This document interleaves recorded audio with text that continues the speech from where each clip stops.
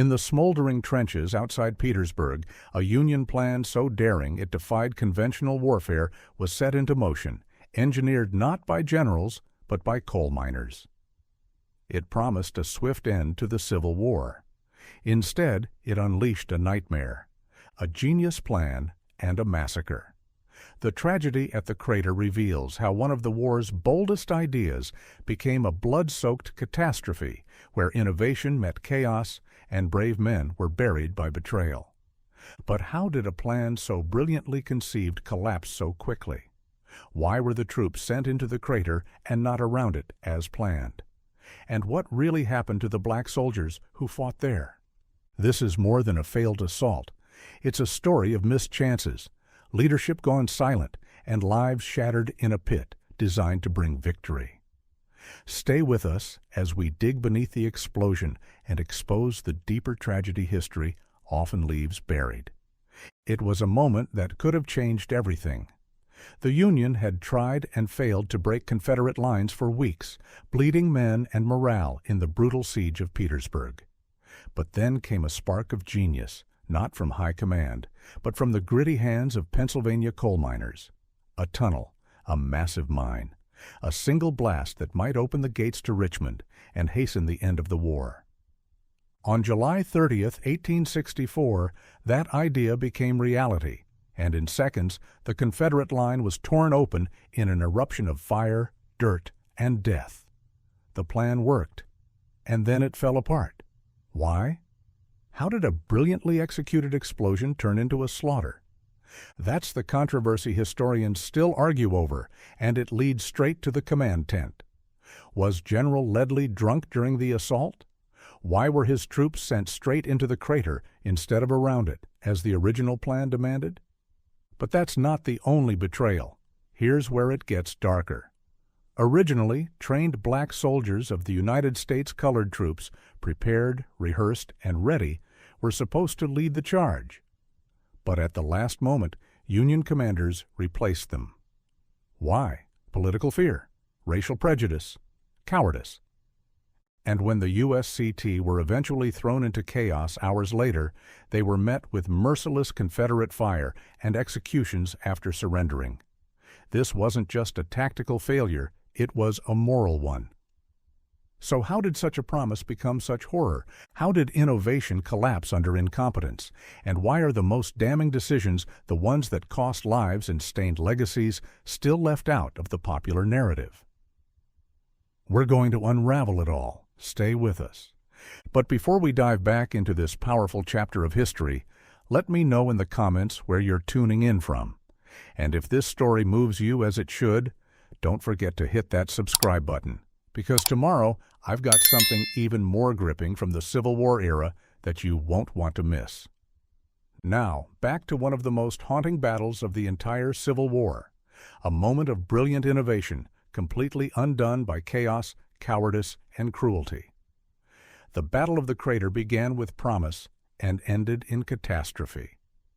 What happened beneath the soil of Petersburg on July 30th, 1864, is more than just a military failure. It's a tragedy layered with strategic blunders, racial injustice, and the brutal truth of war.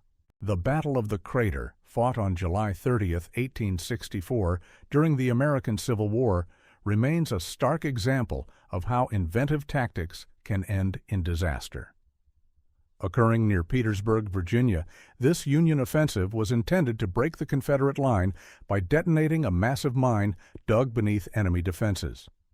Although the initial explosion threw Confederate ranks into chaos, poor planning and weak leadership quickly squandered the opportunity, turning a bold strategy into a tragic defeat. This video examines the background, execution, and fallout of the Battle of the Crater, one of the Civil War's most unusual and infamous clashes. Innovation undone by poor leadership. A daring Union mining operation initially succeeded, but confusion and lack of coordination led to failure. Explosion without exploitation. The blast disrupted Confederate lines, but hesitation and disorder transformed a chance at victory into disaster. Union soldiers caught in a trap. troops became trapped in the crater, where Confederate forces quickly regrouped and turned it into a deadly battlefield. A glimpse into the war's brutality, high casualties, racially motivated violence, and a missed opportunity to find this harrowing episode in the war. By the summer of 1864, General Ulysses S. Grant's Union Army was locked in a grueling siege against entrenched Confederate forces defending Petersburg, Virginia. This city was a vital transportation hub supplying the Confederate capital, Richmond.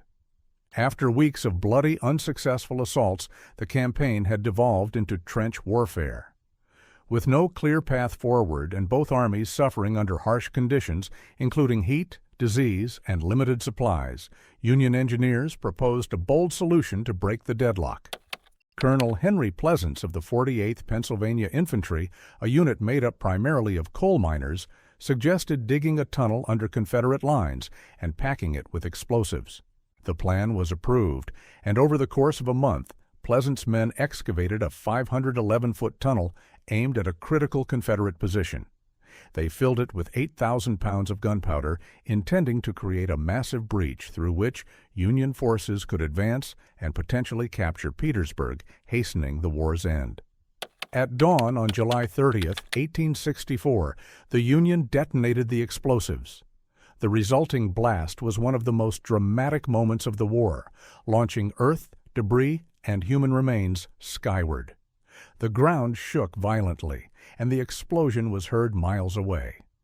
The resulting crater, 170 feet long, 60 feet wide, and 30 feet deep, obliterated a Confederate strongpoint, instantly killing hundreds and disorienting surviving defenders. Nearby artillery was also destroyed, leaving Confederate forces temporarily vulnerable. Union soldiers initially cheered, believing the explosion had opened the door to victory at Petersburg. But the celebration would be short-lived. The initial success was quickly undone by poor execution. The plan called for troops to bypass the crater, move around its rim, and press deeper into Confederate lines. This would have allowed the Union to fully exploit the breach. However, General James Hewitt Ledlie, assigned to lead the assault, failed to issue clear orders. Allegedly intoxicated, Ledlie stayed safely behind in a bomb-proof shelter, leaving his subordinates without direction. As a result, Union troops advanced straight into the crater instead of maneuvering around it. Once inside, they found themselves trapped. The steep walls and loose debris made climbing out nearly impossible, and the crater became a chaotic bottleneck.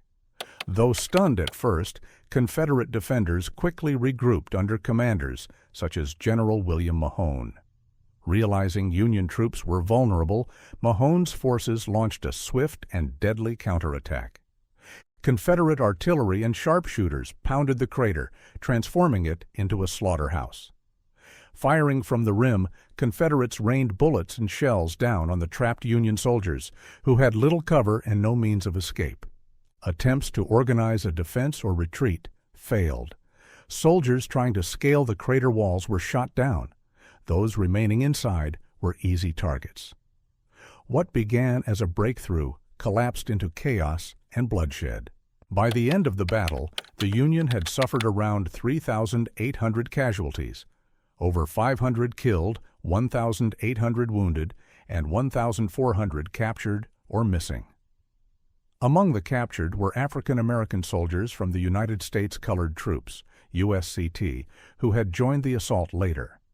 Many of these men were murdered after surrendering, victims of racial hatred by Confederate troops who refused to treat black soldiers as legitimate combatants. In contrast, Confederate casualties were much lower, estimated at around 1,500. Though the explosion inflicted heavy losses initially, Confederate forces ultimately held the line and repelled the Union offensive. What began as an inventive solution to break the siege ended in a tragic and avoidable disaster. Leadership failure, poor communication, and the inability to adapt turned the Battle of the Crater into a sobering lesson in military mismanagement. The battlefield was left strewn with bodies, the massive crater a grim monument to what went wrong. The massacre of black troops added another layer of horror, revealing the deep racial divisions that scarred the conflict. Despite its initial promise, the Union strategy failed. Confederate General Robert E. Lee's forces swiftly recovered, reinforced their defenses, and extended the siege of Petersburg for several more months. The Battle of the Crater proved both a tactical and ethical failure. A plan that might have altered the war's trajectory instead became a symbol of squandered potential. Further controversy surrounded the role of African American troops. Originally selected to lead the assault due to their training and preparation, the USCT were replaced at the last minute by white troops due to prejudices among Union commanders. When the USCT eventually entered the battle, they suffered heavy casualties and were often executed upon capture. This battle underscores the vital importance of leadership, planning, and communication in warfare. What might have been a turning point ended in catastrophe due to poor command and an inability to respond to changing conditions. The crater itself became a chilling symbol, a pit filled with the dead, the cost of both innovation and incompetence. The battle remains a cautionary tale about the unpredictable nature of war and the consequences of flawed leadership. The Battle of the Crater remains one of the Civil War's most unconventional engagements. Its use of mining and explosives foreshadowed tactics that would later become common in World War I, making it an important study in military innovation. In the end, the Battle of the Crater represents both the ingenuity and tragedy of war, a bold concept undone by poor execution. Its legacy endures, reminding us of the complexities of conflict, the price of misjudgment, and the bravery of those who fought and died in one of the war's most haunting battles. Though the crater remains as a physical relic, the deeper scars lie in the stories and sacrifices of the soldiers, Union and Confederate, white and black, whose lives were forever shaped by that fateful day. The Battle of the Crater began as a spark of brilliance and innovative plan forged in desperation, aimed at ending a brutal stalemate. But what followed was not a story of victory. It became a haunting parable of how vision without leadership collapses into chaos. We witnessed a moment when the Union Army stood at the threshold of a potential breakthrough only to be undone by indecision, arrogance, and prejudice. And in that crater, we saw more than just a failed assault. We saw men trapped by earth, by orders, by the limits of their time. Why did leaders stay behind while soldiers charged ahead into disaster? Why were the brave and trained black troops sidelined, only to be later sent into a death trap? And if this was a war for freedom, what does that say about the freedom denied even within the Union ranks? The crater is more than a scar on the battlefield. It's a mirror reflecting the flaws of a nation at war with itself. So the question lingers. Was this just a military blunder, or something darker? A missed opportunity not just to win a battle, but to rise above the very divisions that ignited the war in the first place? That's the tragedy of the crater. Not just the loss of lives, but the loss of what could have been. What do you think? Was the failure at the crater inevitable, or was it sabotaged by the very prejudices the war sought to end? Let me know in the comments, and if this story made you think, subscribe. Tomorrow, we dig into another story that will challenge everything you thought you knew about the Civil War.